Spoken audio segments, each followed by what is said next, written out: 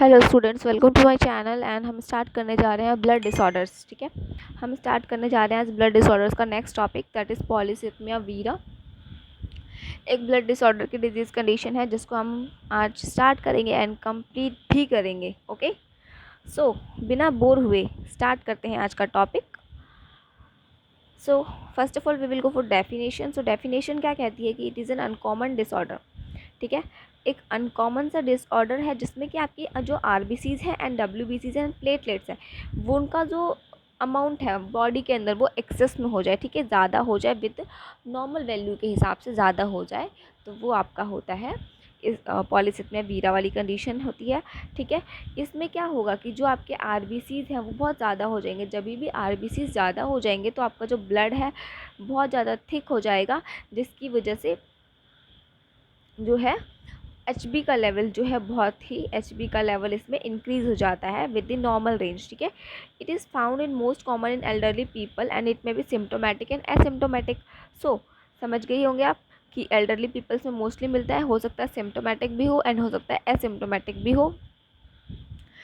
सो कुछ बातें डिस्कस करनी थी मुझे कि आरबीसी का नॉर्मल रेंज आपको पता होना चाहिए कि आरबीसी का नॉर्मल रेंज क्या होता है। सो आरबीसी का नॉर्मल रेंज आपकी बॉडी में होता है 4.1 टू 6.1 मिलियन सेल्स इन पर माइक्रोलीटर।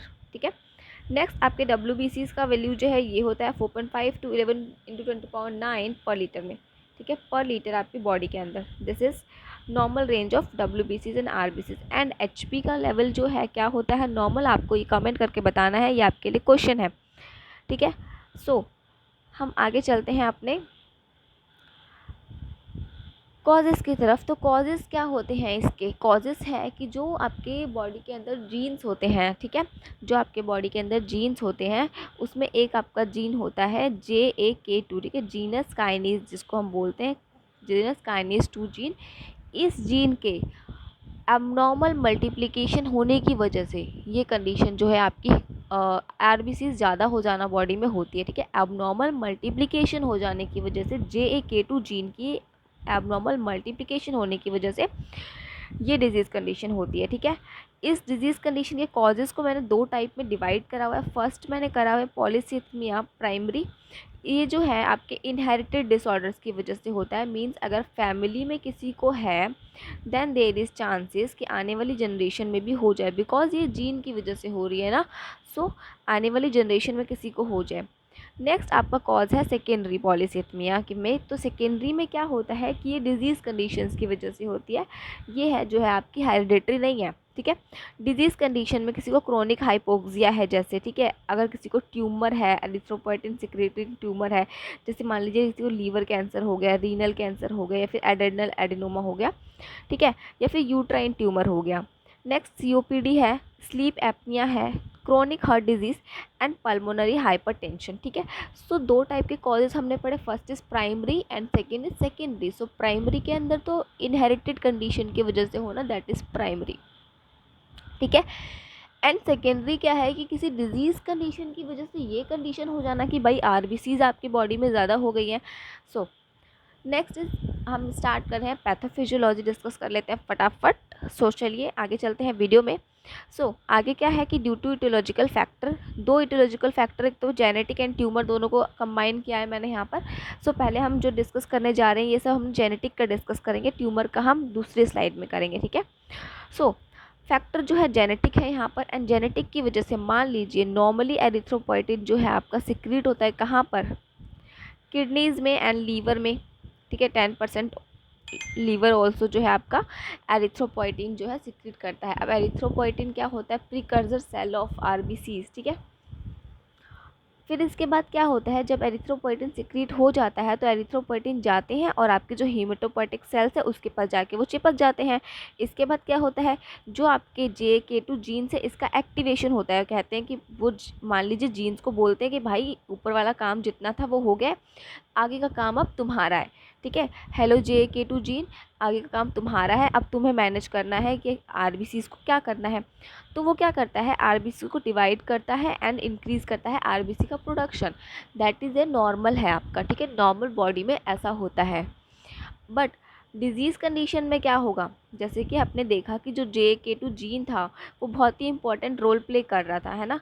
बट अब जब JK2 जीन में ही म्यूटेशन ज़्यादा हो गई है, ठीक है, अब नॉर्मल म्यूटेशन होने की वजह से क्या होगा कि आपकी जो सेल्स हैं, आरबीसीज की जो सेल्स हैं वो ज़्यादा डिवाइड होने लग जाएंगे, ठीक है, मल्टीपल डिवाइड होने लग जाएंगी। नॉर्मल जैसे सेल्स डिवाइड होती है 1 to 2, नॉर्मल आपकी सेल्स कैसे डिवाइड होती हैं 1 to 2 to 4 to 8 to 16, ठीक है।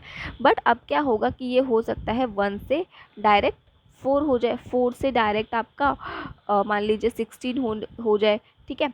सो अभी जो है ये ऐसे डिवाइड होना स्टार्ट कर देंगी, जिसकी वजह से क्या होगा कि एरिथ्रोपोएटिन जो है वो क्या हो जाएगा, एरिथ्रोपोएटिन जो है ज़्यादा अमाउंट में बनने लग जाएगा बॉडी में, जिसकी फिर क्या होगा कि मोर प्रोडक्शन ऑफ आरबीसीज, ठीक है।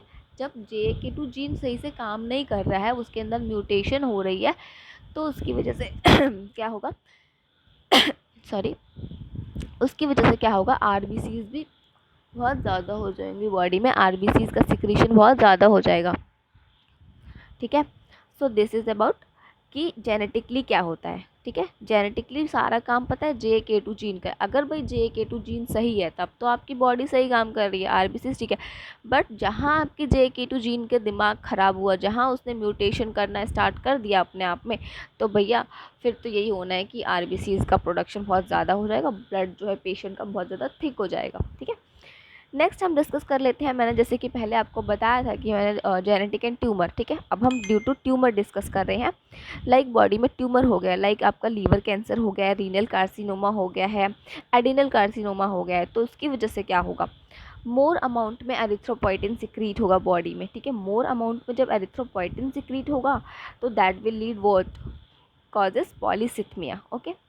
So this is about pathophysiology. Next हम डिस्कस करते हैं क्लिनिकल मैनिफेस्टेशन। तो क्लिनिकल मैनिफेस्टेशन के अंदर क्या होगा जो HB है वो मोर देन 18 ग्राम आ जाएगा। मैंने आपको एक क्वेश्चन दिया है कि नॉर्मल HB का लेवल कितना होता है, ये आपको कमेंट करके मुझे बताना है, ठीक है। नेक्स्ट पेशेंट को हो जाएगी स्प्लीनोमीगले, ठीक है। स्प्लीन का साइज़ जो है इसमें इंक्रीज हो जाता है, weakness, fatigue, joint pain, headache, dizziness and abdominal pain, ठीक है। Next we will discuss diagnosis. कैसे पता चलेगा भाई, पता कैसे चलेगा, CBC करेंगे, फिजिकल एग्जामिनेशन करेंगे, पल्स ऑक्सीमीटर करेंगे, x ray, ECG and echo, this is नहीं EPO, एरिथ्रोपोइटिन प्रोटीन का जो टेस्ट होता है वो हम करेंगे, ठीक है। नेक्स्ट अगर कॉम्प्लिकेशंस की बात करें तो क्या क्या कॉम्प्लिकेशन हो सकता है, एक तो जो आपका बोन मैरो है, ठीक है, वो ज़्यादा टाइम तक काम करना बंद कर देगा, फेलियर ऑफ बोन मैरो हो सकता है because due to more amount में जो है रेड ब्लड सेल का प्रोडक्शन होने की वजह से, ठीक है। एनीमिया हो सकता है पेशेंट को, एनीमिया क्यों, क्योंकि बोन मैरो जो है फेल हो सकता है, इसकी वजह से एनीमिया होगा। थ्रोम्बोसाइटोपनिया हो सकता है, ल्यूकोपनिया हो सकता है, ठीक है। बट अभी तो ल्यूकोपनिया का वीडियो मैंने नहीं बनाया, जब भी मैं आपका ल्यूकोपनिया का वीडियो बनाऊंगी तो मैं आपको इसी वीडियो के यहाँ पर लिंक में आई बटन आ रहा होगा, वहाँ पर मैं आपको लिंक दे दूँगी, ठीक है। एंड मैं लिंक जो है आपको डिस्क्रिप्शन में भी दे दूँगी, ठीक है। सो ल्यूकोपनिया हो सकता है। नेक्स्ट जो है डिजीज़ जो है विस्कोसिटी ऑफ ब्लड हो सकती है, ठीक है। ब्लड जो है बहुत ज़्यादा थिक हो सकता है, हार्ट अटैक हो सकता है पेशेंट को, बिकॉज अगर ब्लड जो है बहुत ज़्यादा थिक हो जाएगा तो क्या होगा, थिक होने की वजह से फिर वो ल्यूमन के अंदर इजीली फ्लो नहीं कर पाएगा, ठीक है, इजीली फ्लो नहीं कर पाएगा। पल्मोनरी एम्बोलिज्म हो सकता है। अगर आपने पल्मोनरी एम्बोलिज्म का वीडियो नहीं देखा है तो यहाँ पर आई बटन आ रहा होगा, वहाँ पर आपको लिंक मिल जाएगा एंड आपको डिस्क्रिप्शन में भी लिंक मिल जाएगा, तो आप पल्मोनरी एम्बोलिज्म का वीडियो वहाँ जा करके देख सकते हैं। नेक्स्ट हो सकता है पेशेंट को किडनी स्टोन हो सकता है, ठीक है, गाउट हो सकता है। किडनी स्टोन भी जो है वीडियो तैयार है, आप चाहे तो उसको रीनल वाले प्लेलिस्ट में जाके देख सकते हैं, वरना मैं यहाँ पर आई बटन में उसका लिंक भी दे दूँगी, आप चाहे तो वहाँ से भी देख सकते हैं। देखिए आपके लिए मैं हर एक टॉपिक का आई बटन हर एक स्लाइड में ऐड कर दे रही हूँ ताकि आपको दिक्कत ना हो, आपको सर्च ना करना पड़े। सो आप प्लीज़ अपने टॉपिक्स को कंप्लीट कर लीजिए, पढ़ लीजिए। सो पेशेंट को और क्या हो सकता है, एनीमिया हो सकता है, मैरो फेलियर हो सकता है। RHF क्या होता है, अब RHF tends to right heart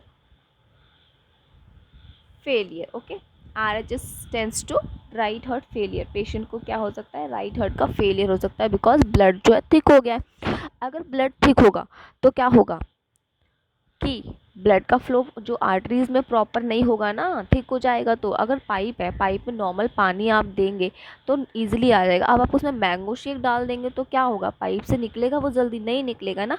same वही कंडीशन है यहाँ पर। नेक्स्ट हाइपरटेंशन हो सकता है एंड ओडिमा हो सकता है, ठीक है, pulmonary oedema.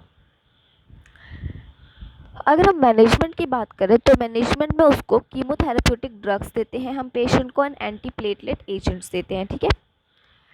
So this is all about polycythemia. मैं आपको एक बार से बताती हूँ दोबारा क्या होता है। देखिए, इसमें जो है इंक्रीज़ हो जाता है प्रोडक्शन किसका, आरबीसीज हो गए, वो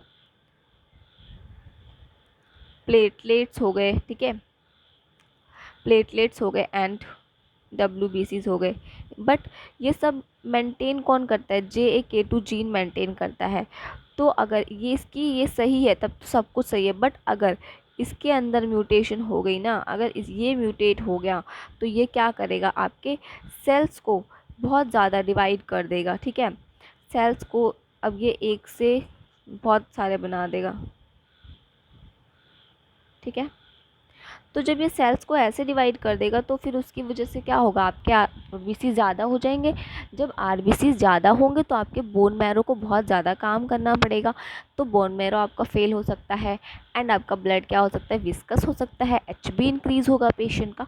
सो ये सारी कंडीशंस हो सकती है। अगर आपने एक बार टॉपिक को समझ लिया ना, पैथोलॉजी समझ ली, देन कुछ नहीं है इस मेडिकल सर्जिकल में, सब कुछ बहुत इजी है। बट अगर आप पैथोफिजियोलॉजी में थोड़ा सा भी ऐसे करेंगे, नहीं ये वाला पॉइंट नहीं, ये वाला पॉइंट नहीं, कुछ और लिख देते हैं, तब आपको ये थोड़ा सा मुश्किल कॉम्प्लिकेट कर सकता है, ठीक है।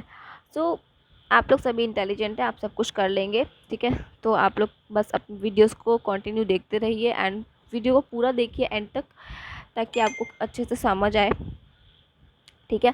एंड अगर आप मुझे कुछ एडवाइस देना चाहते हैं सो वेलकम। आपकी हर एक एडवाइस जो है मैं ट्राई करूँगी कि मैं उसको कंप्लीट कर पाऊँ। आपको समझाने के लिए कोई और तरीका भी स्टार्ट करना चाहती हूँ तो मैं उसे करने का ट्राई कर रही हूँ अभी, ठीक है। सो अभी तक के लिए thank you for watching and for more updates you can follow me on Instagram. Link आपको जो है डिस्क्रिप्शन में मिल जाएगा। एंड या don't forget to share and subscribe to my channel, because आपके सब्सक्राइब करने से ही मुझे ऐसा लगता है कि हाँ, मुझे अपनी वीडियोस को अपलोड करना चाहिए, आप लोग को समझ आ रहा है। And share also this video to your friend, to your family member, जो भी आपके नर्सिंग में हैं, कोई स्टूडेंट है नर्सिंग में, तो आप उसको प्लीज़ शेयर करें एंड सब्सक्राइब करें मेरे चैनल को अगर आपको समझ आ रहा है तो। वरना ऐसे सब्सक्राइब करने का कोई मतलब नहीं है। अगर आपको समझ आती है मेरी वीडियोस देन प्लीज़ इसको सब्सक्राइब करें, ताकि वीडियोस के अपडेट्स आपको मिलती रह जाए। एंड बेल आइकन को भी प्लीज़ प्रेस कर दें। So thank you for watching my video.